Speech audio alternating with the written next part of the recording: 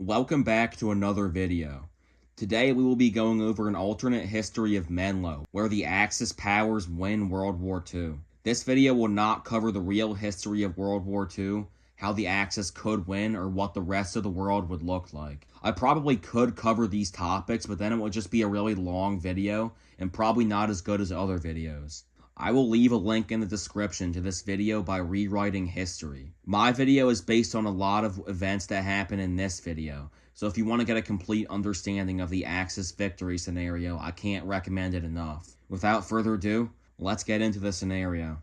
For this video, we're going to be following the standard Axis victory scenario seen in Man in the High Castle. The United States is divided into three distinct zones: a Japanese-controlled state in the west, a Nazi-controlled state in the east, and a rump state left in the middle to act as a buffer zone between the two. Under this agreement, Menlo Aquatics would come under the direct control of the Third Reich. It would most likely be a part of what would be called Reichskommissariat New England, similar to how the Soviet Union would be divided into multiple different Reichskommissariats. Immediately, new restrictions would be put in place as to who was allowed to be at Menlo. The Nuremberg laws would apply to Menlo, which would mean that anyone that is found to be of more than 50% Jewish descent would not be allowed to work at Menlo. People considered to be a part of the lesser races would not be allowed in Menlo. It's feasible that those of pure German blood would be able to go to Menlo for free, or for a cheaper price. Dissent would not be tolerated. Anyone that breaks the rules on purpose or fails to perform their work duties would be sent to a concentration camp. Moving past the immediate changes that would be made under German control, plans would be developed over the coming years to expand Menlo and similar places like it to create more jobs and create a better society that the Nazis envisioned. The Nazis were very keen on building new infrastructure. Throughout Hitler's reign, lots of new highways and other infrastructure projects were built. Throughout World War II, Hitler made big plans for his dream city called Germania. It would basically be a massive expansion of Berlin, and it would feature one main building called the Volksschau. It would be approximately 1,000 feet tall, and would be able to have a capacity of up to 180,000 people. The building was designed to be the capital of the Third Reich, and would be where Hitler would give all his speeches. This never happened because they lost World War II. But this was one of many of Hitler's plans if Germany had won the war. Getting back on track, throughout the late 1940s and 50s, Menlo would be expanded into a massive water park, encompassing the Lansdowne and Lenape Park for citizens of the Reich to enjoy. Going into the 1950s, it's likely that the Reich would experience some kind of economic downturn. The economics of the Third Reich relied heavily on looting conquered territories and relying on slave labor. But by this point the war would be over, so there could be no more territories to conquer. By this point, Germany would have invested lots of money into consolidating new territories. Hitler envisioned a massive enlarged Reich featuring lands in Eastern Europe. To do this, the people of Eastern Europe would be genocided so that German settlers could be moved in and then incorporated into the Reich. Around 100 million people in Eastern Europe would have to die for this plan to take place, but it would come at a great cost. It would cost a lot of money to do this over a prolonged period of time.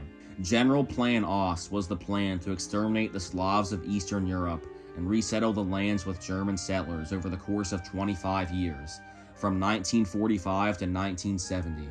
It's very likely that a plan as ambitious as this would not be sustainable. The Reich would face an economic crisis in the 1950s, and this would affect Menlo negatively. Menlo would receive cuts in funding from the Reich. Prices for people to enter would be increased and employee hours would be cut. Employees would be sent home if there is nothing to do, and the amount of lifeguards per shift would be decreased. Due to the economic downturn, massive mega projects would be built, like Project Atlantropa, to bolster national pride and distract everyone from their misery, as well as give people jobs. Project Atlantropa was the idea that 3 different dams should be built in the Mediterranean Sea in order to drain it and create new land to settle. The dams would also be used to create electricity to provide the Reich with power and create new economic resources. Throughout the rest of the 1950s and early 1960s, the Third Reich's situation would slightly improve.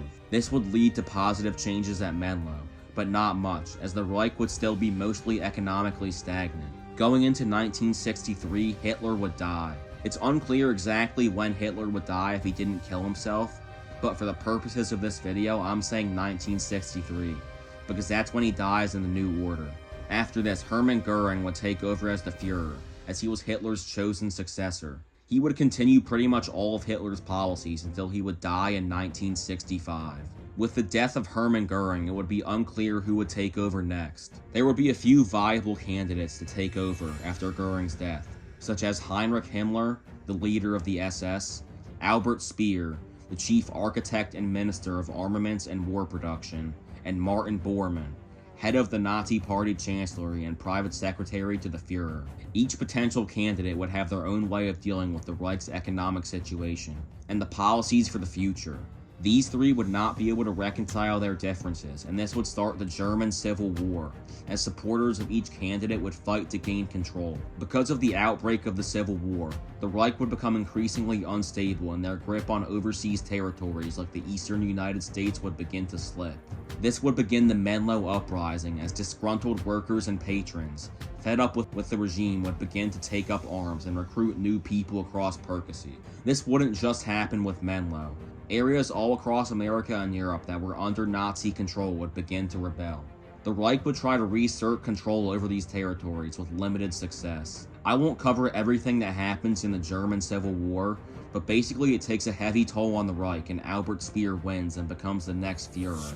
The German Reich would be greatly weakened, and as a result, many eastern territories would be lost to the Russian rump state in the Far East. The American rump state would also take over the German-controlled lands in the eastern US. Albert Speer would not be nearly as fanatical as Hitler and Göring, but would instead be much more pragmatic. Speer would reluctantly let these territories go if it meant a more economically stable Reich.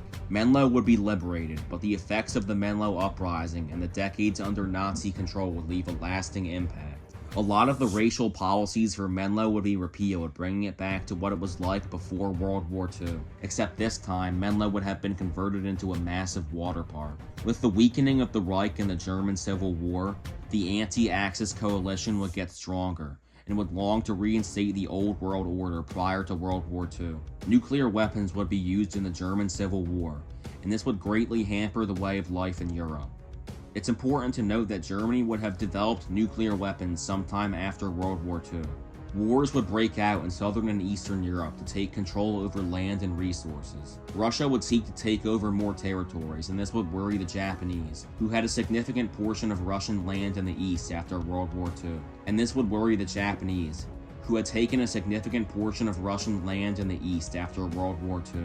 Thus, the Japanese would declare war on Russia to stop them from getting any stronger. With Japan being in the war, the US would join the war to retake the western territories under Japanese occupation. It's very possible that after all of this, Germany joins the war to try and retake eastern territories and put their foot down on the anti-Axis coalition. This would begin World War III in 1975. This war would be about the Axis members of Germany and Japan, as well as their puppets trying to maintain the current world order, while countries like America, Russia, France, and Italy would fight against them to bring back the old world order.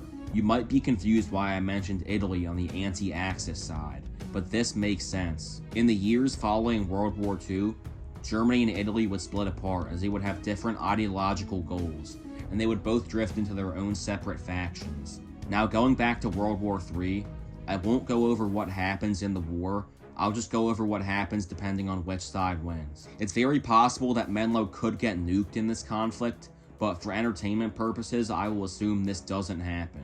If the anti-Axis coalition wins, Menlo would remain under American control and would essentially be like Menlo is today. This would be the good ending. But if the Axis wins, America and by extension Menlo would come back under Nazi occupation. A lot of the old policies would be reinstated and they would be there to stay. There would be no chance Menlo could ever leave German occupation again. By this point, the scenario is well past the divergent point of 1945, and it would get increasingly harder to predict what would happen to Menlo. So I will end the video here. What do you think would happen if the Axis won World War II? Drop your thoughts in the comments. Make sure to like, subscribe, and share if you feel like it. Thanks for watching, and peace out.